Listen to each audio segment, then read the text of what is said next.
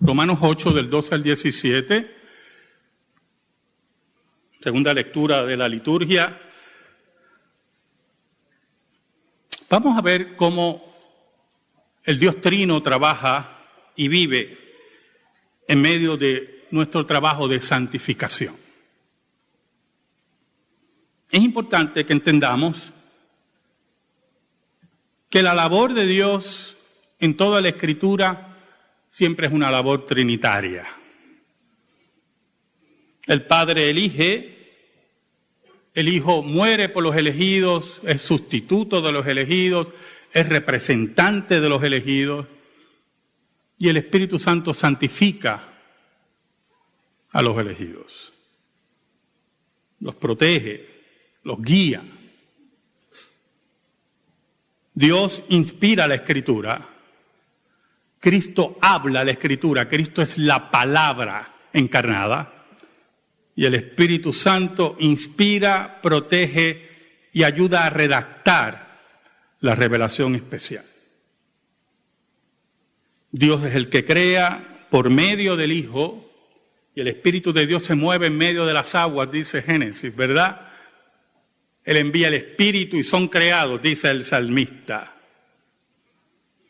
La Trinidad es la vida de la Iglesia. Y cuando hablo de la Iglesia, hablo de cada individuo que está en relación, no solamente legal con Dios, sino en relación espiritual. La relación legal con Dios las tenemos todos aquí. Todos los que han sido bautizados en el nombre del Padre, del Hijo y del Espíritu Santo, una fórmula trinitaria, tienen una relación legal con Dios por medio del bautismo. Pero la relación espiritual, el nuevo nacimiento, ocurre con un grupo de hombres y mujeres dentro de esa iglesia visible que Dios se ha acercado a ellos y los ha llamado y los ha convertido, y ellos en su vida, en todos los aspectos de su vida, manifiestan esa relación trinitaria. Lo que llamaría Francisco Lacueva espiritualidad trinitaria. Oramos. Te damos gracias, Señor, Dios bueno y Dios verdadero, por todas tus bendiciones. Yo te pido, Señor, en el nombre de Jesús, que nos escondas bajo la sombra de la cruz y que tu nombre sea proclamado. Perdónanos, porque te hemos sido infiel, pero tú permaneces fiel. Te lo pedimos todo, Señor, en el nombre de Jesús. Amén. Y amén. Me acuerdo de la primera novela que me intentaron hacer leer en la escuela pública. Creo que era de Manuel Méndez Ballester, Isla Cerrera. Me aburrí, pero era tan aburrida. Y me acuerdo que el día del examen, yo estaba a las 4 de la mañana tratando de terminarla. Así que usted sabe, pues, eso no se le queda mucho a uno. Pero hubo otras novelas, como Marianela, que me fascinaron. María, de Jorge Isaac, la obra maestra del romanticismo latinoamericano, sinceramente me aburrió. Ahí comprendí que no me gustaban mucho los dramas románticos. Las comedias románticas me gustan mucho, pero los dramas románticos, pues, ¿verdad? Y María sufría, había un aspecto interesante en la novela, porque María sufría ataques epilépticos, ¿verdad?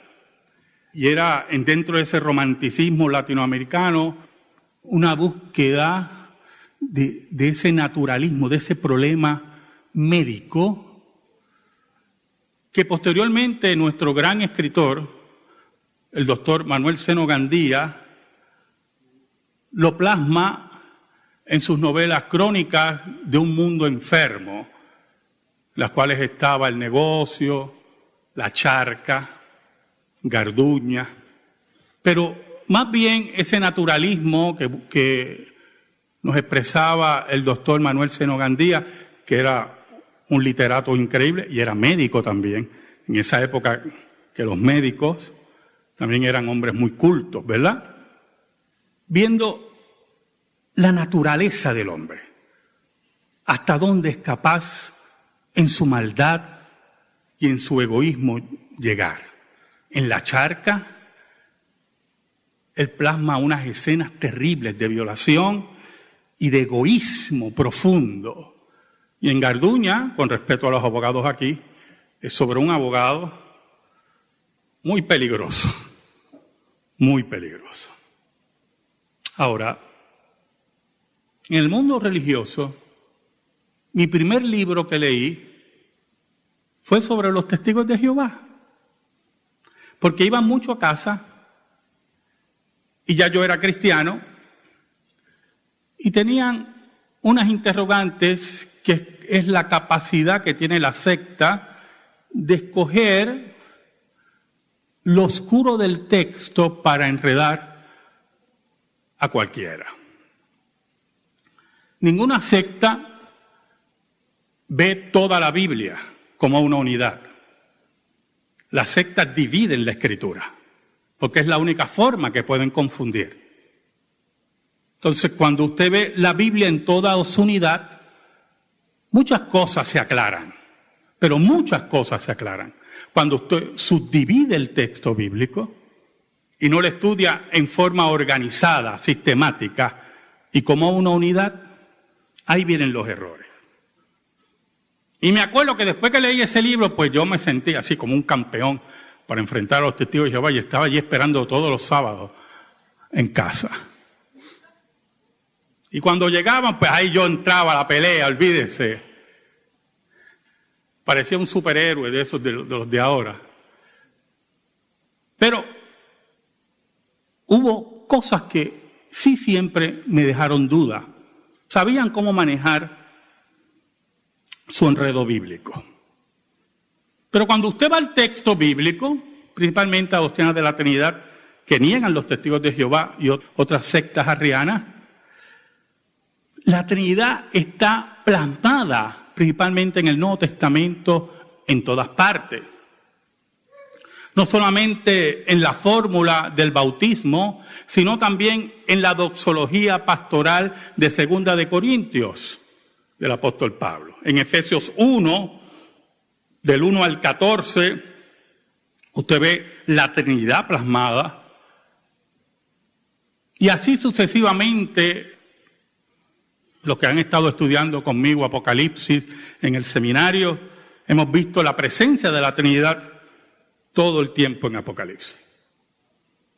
En medio de todo eso, el apóstol Pablo, que está muy claro en ese concepto, quiere llevar la vida del creyente a una práctica trinitaria, que la veamos en forma trinitaria. Después de hablar de las bendiciones en el capítulo 8, en el versículo 12 y 13, dice lo siguiente: así que, hermanos, deudores somos, no a la carne, para que vivamos conforme a la carne.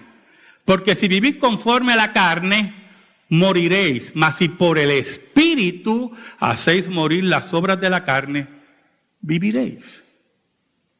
Y por lo tanto, el apóstol Pablo le dice a esa iglesia de Roma que él amaba tanto, ¿verdad?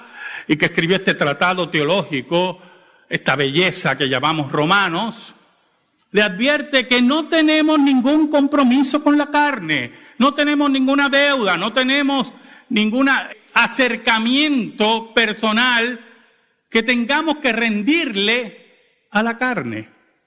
La carne se une siempre al pecado, busca el pecado, busca derribar la ley de Dios. Por lo tanto, después de hablar de todas esas bendiciones, Pablo dice, mire, nosotros tenemos que estar claros que todas estas bendiciones que están presentes en nuestra vida van a estar atentadas por una vida carnal, una vida que no responde a la ley de Dios. La ley de Dios que está presente en todas las características de nuestra vida. Los creyentes, como dice el versículo 13, volvemos a repetir el versículo 13, dice, porque si vivís conforme a la carne, moriréis. Mas si por el Espíritu hacéis morir las obras de la carne, viviréis. Y es interesante cómo se ve la acción del creyente. La vida de santidad es una vida de acción. No es una vida de meditación en un monasterio, enajenado de la realidad, enajenado del planeta Tierra, haciendo un balance espiritual. Los otros días estaban entrevistando a unas monjitas de un claustro. Y ellas decían, no, nosotros hacemos un balance en el mundo. Y yo decía, ¿qué balance será ese? Preguntaba yo. Posiblemente puede ser por el vino, hacen un vino muy bueno, creo, tengo entendido.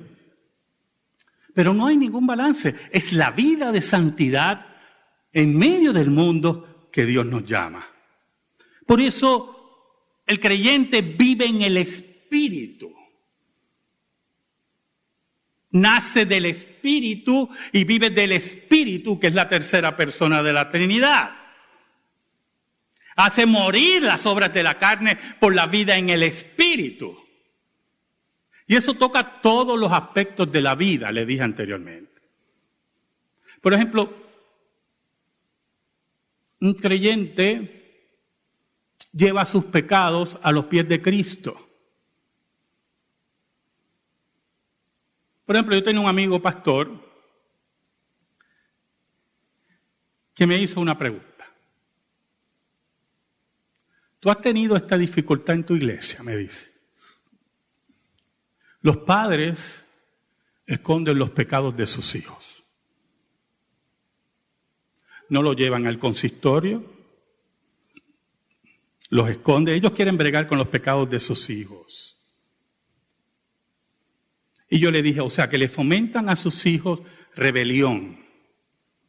Porque sus hijos, si pasaron aquí al frente y juraron lealtad a Dios y sujetarse al consistorio y expresar su vida espiritual al consistorio, sus padres le están siembran a sus hijos una rebelión contra la iglesia, diciéndole, mira, el consistorio no importa, nosotros bregamos aquí con tu pecado. Y él me preguntaba, ¿eso ha pasado en tu iglesia? Y yo, bueno, pues yo no sé. Yo no sé si ha pasado. Yo no sé si los padres han escondido los pecados de sus hijos. No sé si han fomentado rebelión en sus corazones. La rebelión en los corazones es muy interesante, hermano.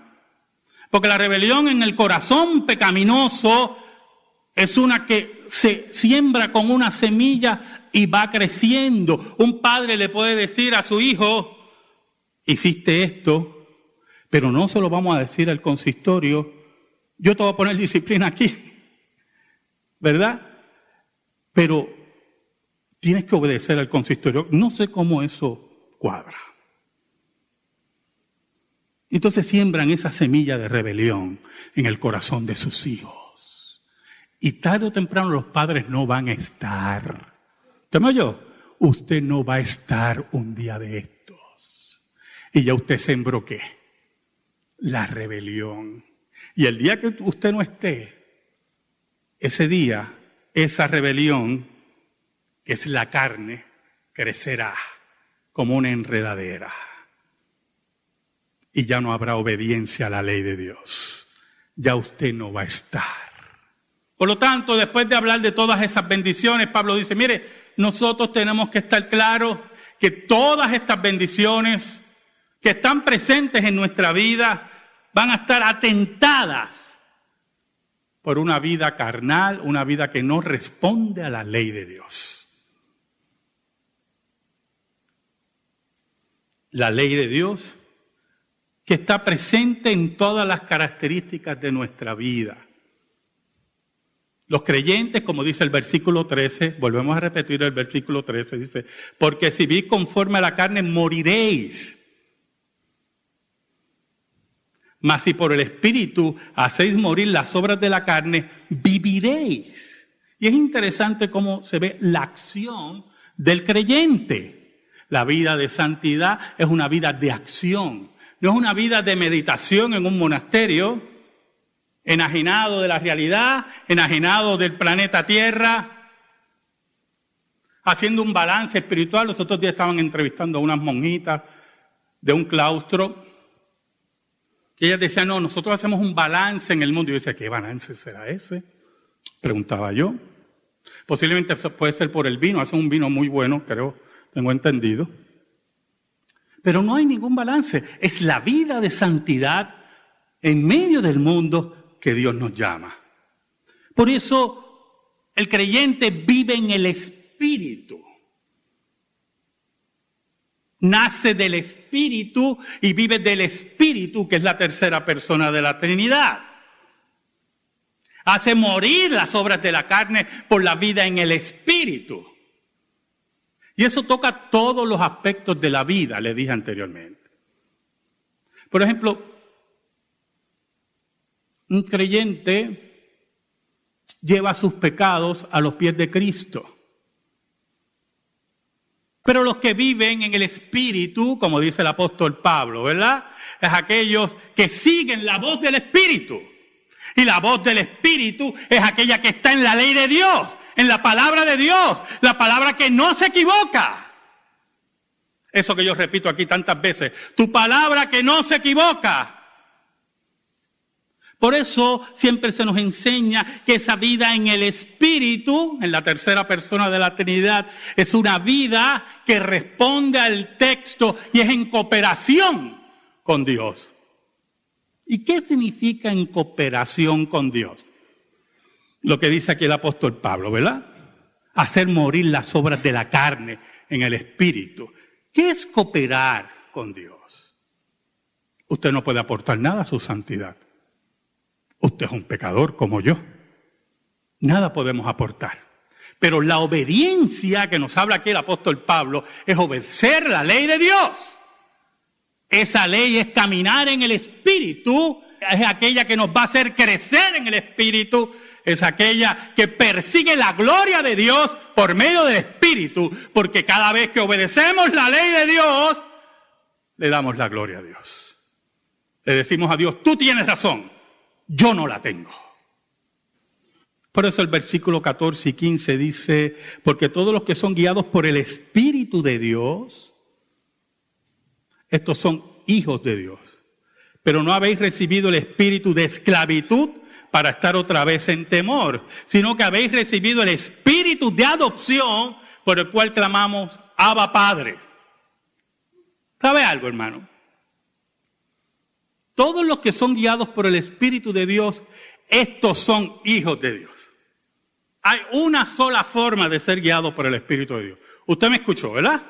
Una sola forma. Y es por la Escritura.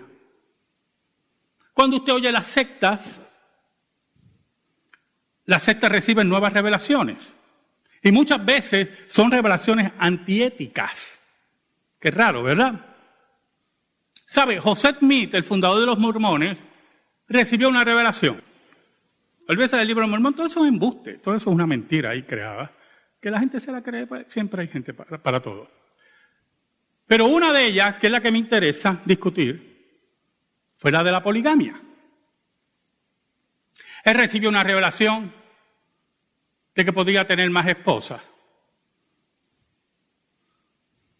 Y en la misma revelación, él tenía una esposa, Emma Smith, muchacha no muy inteligente.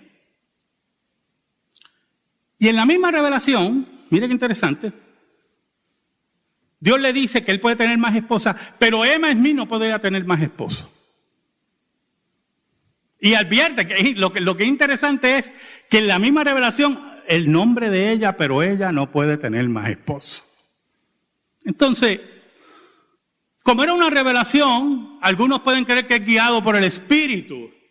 Y ese es el problema que tenemos, que mucha gente oye voces del Espíritu para sus prácticas antiéticas y pecaminosas. Y no saben que caminar y ser guiados para ser hijos de Dios en el Espíritu es obedecer la Escritura y sujetarse a la Escritura y vivir según la Escritura, que es la palabra de Dios. Ahí dice el apóstol Pablo, mire la sentencia del apóstol Pablo en el versículo 14, porque todos los que son guiados por el Espíritu de Dios, estos son hijos de Dios. Nadie que se desvía de la Escritura, nadie que contradice la Escritura, es guiado por el Espíritu de Dios. Nadie que desprecia la Escritura, nadie que le quita la Escritura, nadie que le añada la Escritura, es guiado por el Espíritu de Dios. Es la guía perfecta, exacta, que nos dice el apóstol Pablo en 2 de Timoteo, que hace perfecto al hombre de Dios. Ahora, en el versículo 15, el apóstol Pablo nos lleva a la primera persona de la Trinidad. Versículo 15 dice, pues no habéis recibido el espíritu de esclavitud para estar otra vez en temor. Mira qué interesante lo que dice el apóstol Pablo. Una esclavitud, la esclavitud de la ley. Los que estuvieron aquí bajo la ley, en diferentes iglesias, que no podían cumplir esos dogmas de hombre y todas esas barrabasadas que se han inventado las iglesias, vivían con temor. Por lo menos yo vivía con temor. Porque no podía cumplir. Y había muchas dogmas de hombre y yo no las podía cumplir. Y entonces había muchos mensajes cruzados y contradictorios.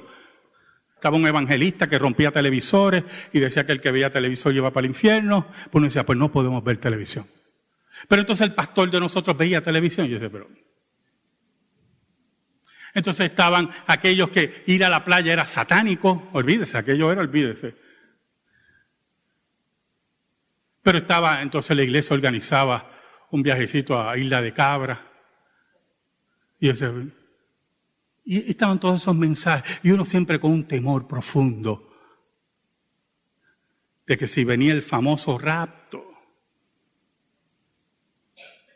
uno se iba a quedar. Esa frase tan famosa, ¿verdad?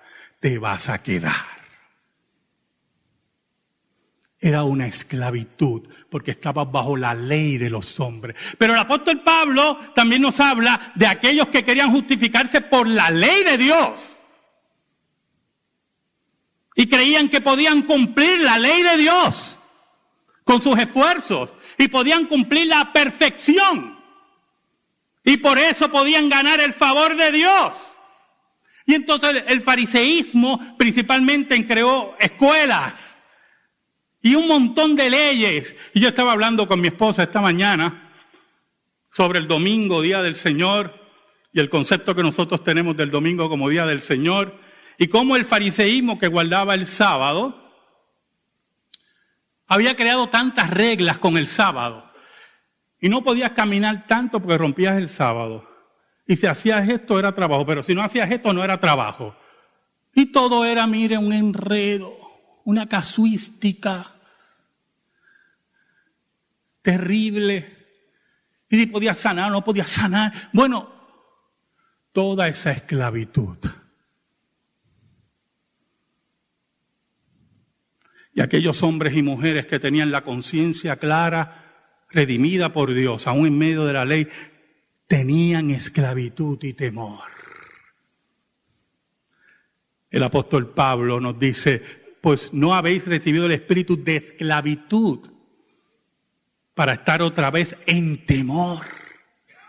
El espíritu de Dios no es el espíritu de esclavitud. La vida del creyente es la vida en el espíritu que honra a Dios, que ama a Dios, porque el amor de Dios ha sido derramado en nuestros corazones, dice el apóstol Pablo, y ama a Dios y dirige su vida a la gloria de Dios por la santidad en la palabra. No hemos recibido el espíritu de esclavitud, dice el apóstol Pablo, sino que habéis recibido el espíritu de adopción. ¿Sabe, hermano? Estaba leyendo que hay dos conceptos de adopción cuando Pablo escribía. Algunos discuten si era el concepto de adopción según el Imperio Romano o el concepto de adopción según el Antiguo Testamento. Entonces salen y dicen, no espero enredarlos ustedes, que en el Antiguo Testamento no había una ley de adopción. Y es verdad. Pero sí habían conceptos de adopción. Pero el apóstol Pablo también nos habla de aquellos que querían justificarse por la ley de Dios. Y creían que podían cumplir la ley de Dios con sus esfuerzos. Y podían cumplir la perfección. Y por eso podían ganar el favor de Dios. Y entonces el fariseísmo principalmente creó escuelas y un montón de leyes. El apóstol Pablo nos dice, pues no habéis recibido el espíritu de esclavitud para estar otra vez en temor. El espíritu de Dios no es el espíritu de esclavitud. La vida del creyente es la vida en el espíritu que honra a Dios, que ama a Dios, porque el amor de Dios ha sido derramado en nuestros corazones, dice el apóstol Pablo, y ama a Dios y dirige su vida a la gloria de Dios por la santidad en la palabra. No hemos recibido el espíritu de esclavitud, dice el apóstol Pablo, sino que habéis recibido el espíritu de adopción. Pero sí habían conceptos de adopción. Noemí recibió a su nuera como su hija. El concepto de adopción. Mardoqueo recibió a su sobrina. Y por lo tanto, aunque el apóstol Pablo puede estar pensando en el concepto romano de adopción, usted puede pensar y decir, ¿y por qué no puede ser el concepto romano de adopción? Había un problema con el concepto romano. La adopción era para beneficio, muchas veces, del que adoptaba. Había también conceptos egoístas en la adopción, conceptos materialistas, pero la adopción que habla aquí el apóstol Pablo es la adopción de Dios por nosotros. El beneficio lo recibe usted. Dios no le hace falta de usted. Dios nos ama porque es pura misericordia y es puro amor. Y ama a los suyos como Él quiere. Y por lo tanto, aunque posiblemente está el concepto romano de adopción, porque no existe en el Antiguo Testamento, en la mentalidad del apóstol Pablo está la idea de adopción según Dios. Sino que habéis recibido el espíritu de adopción. Dios nos ha recibido, Dios nos ha adoptado como hijos. La adopción se podía deshacer en el Imperio Romano. Aquí no se puede deshacer, porque el que Dios adopta nunca lo abandona. Y por eso dice, por el cual clamamos Abba Padre. ¿Sabe? Tenemos que tener mucho cuidado con el Abba Padre, porque he visto unas interpretaciones por ahí que caen en la irreverencia. Abba significa padre, pero unido al concepto padre significa algo íntimo. Nosotros hemos sido adoptados por Dios. Él es nuestro Padre adoptivo. No es solamente ser padre en la forma de creación, sino hay una relación espiritual con Dios. Y era la forma que los niños se dirigían a sus padres. Abba Padre. Somos unos niños en Cristo. Él nos ha adoptado del pecado. Él es nuestro Padre que nos protege. Algunos han dicho que significa papito. Y ahí es que yo tengo mi reparo.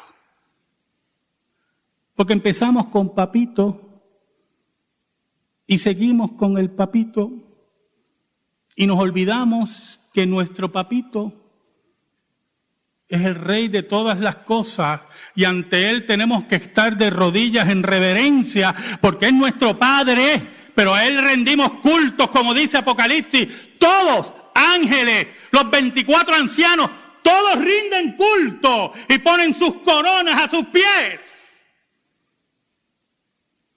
No nos olvidemos que nuestra relación con Dios es de una profunda intimidad, pero de una profunda reverencia.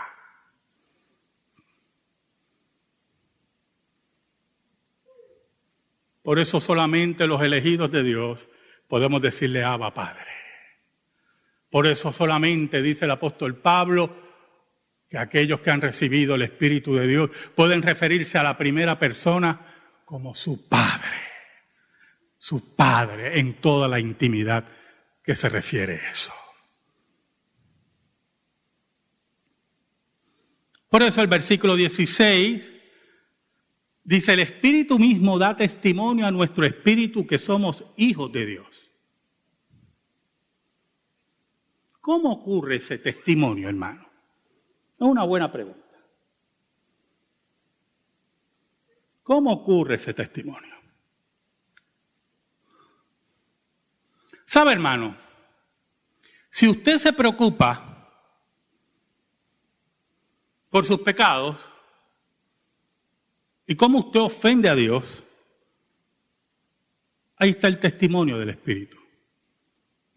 Si usted se preocupa por el progreso del reino de Dios y la aportación al reino de Dios, ahí está la voz del Espíritu a nuestro espíritu.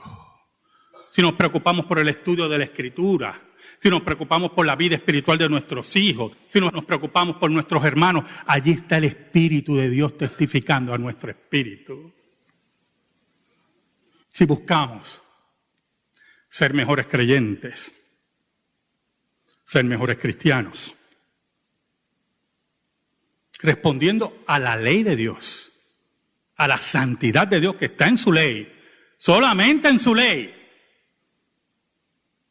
Y esto es muy importante. Los fariseos habían creado, las escuelas rabínicas habían creado muchas leyes. Una de las famosas que aparecen en el Nuevo Testamento era lavarse las manos antes de comer. Y eso no hay ningún problema desde el punto de vista higiénico, ¿verdad? Pero cuando usted convierte eso en una ley de Dios, la cual determina tu relación con Dios, ahí está el problema. Y creaban todas esas leyes y todos esos problemas. Pero la vida de santidad, la vida de cada creyente, responde únicamente a la ley de Dios, no a los dogmas de los hombres. Y así el Espíritu de Dios testifica a nuestro espíritu. Y caminamos en el Espíritu. Y honramos las bendiciones de Dios. Vemos que vamos creciendo en la vida espiritual. Vemos que cambiamos. Que no reaccionamos como antes. Que nos negamos cosas que antes eran pecaminosas, que nos interesa estudiar la Escritura, que nos interesa formar un hogar estable para la gloria de Dios, que nos interesa testificar en nuestro trabajo, con nuestra familia. Vamos creciendo poco a poco, empezamos a madurar en la fe. Y lo que antes eran los rudimentos del mundo ya no nos importa. Porque hemos decidido caminar en el Espíritu. Ya un trabajo no nos impide venir a adorar a Dios, porque Dios es primero en nuestras vidas. Ya un ingreso económico no nos impide aportar a Dios, porque el reino de Dios es primero en nuestras vidas. Es una vida en el Espíritu y vamos notando en nuestra madurez cristiana algo muy importante que dijo Cristo. Nuestro sí es sí y nuestro no es no. Ya no nos importa lo que diga el mundo. Es no. Somos hombres y mujeres de carácter. El carácter de Cristo. Por eso en el versículo 17, para terminar en esta tarde, y si hijos también herederos, herederos de Dios, y aparece la segunda persona de la Trinidad, y coherederos con Cristo, si es que padecemos juntamente con Él, para que juntamente con Él seamos glorificados. Oiga, y cuando hablamos de herederos, estamos hablando de Cristo, el heredero al trono de David y heredero de todas las cosas. Porque hay un testador que es Dios. Y Él ha entregado la vida de su Hijo para que Él herede sobre todas las cosas. Pero añade el apóstol Pablo que así como Él va a heredar todas las cosas, nosotros seremos coherederos con Él. Y nos sentaremos con Él en el trono, dice la Biblia en Apocalipsis. Y viviremos las glorias que Él vive. Y añade el apóstol Pablo que aunque padecemos juntamente con Él, muy importante, ¿oyó? Eso es bien importante.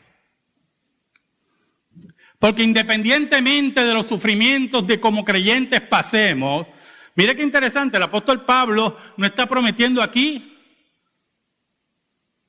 un valle de margaritas. No me gusta decir rosas porque tienen espinas. O sea, nunca he creído mucho en esa comparación. Un valle de margaritas, vamos. No me refiero a margaritas.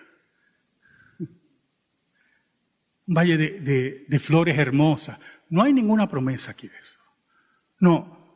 Hombres y mujeres que viven en el Espíritu, que han decidido obedecer la voz de su Rey Jesucristo, caminan erguidos y sabiendo que el mundo los odia, que el mundo los desecha, y sufren como Cristo y caminan como Cristo. Dice el apóstol Pablo que van a heredar con Cristo todas las bendiciones y juzgarán a todas las naciones y se sentarán con Cristo en su trono y reinarán para siempre. Pero algo muy importante, que también seremos glorificados como Él fue glorificado. La muerte va a desaparecer. Tendremos vida eterna. ¿Sabe algo, hermano? El apóstol Pablo en estos versículos nos habla de vivir en el Espíritu. Ese vivir en el Espíritu que nos lleva a la primera persona de la Trinidad, que es el que nos adopta. Y le decimos, Padre, te amamos, Padre. Ese vivir en el Espíritu que nos lleva a la segunda persona de la Trinidad, a Cristo, el cual es nuestro Rey y nuestro Señor, y con el cual vamos a reinar para siempre. Amén. Amén. Gracias te damos, Señor. Y te pedimos, Señor, en el nombre de Cristo, que esta palabra esté en nuestra vida y en nuestro corazón. Por Cristo Jesús. Amén. Y amén. Estamos en silencio, hermano.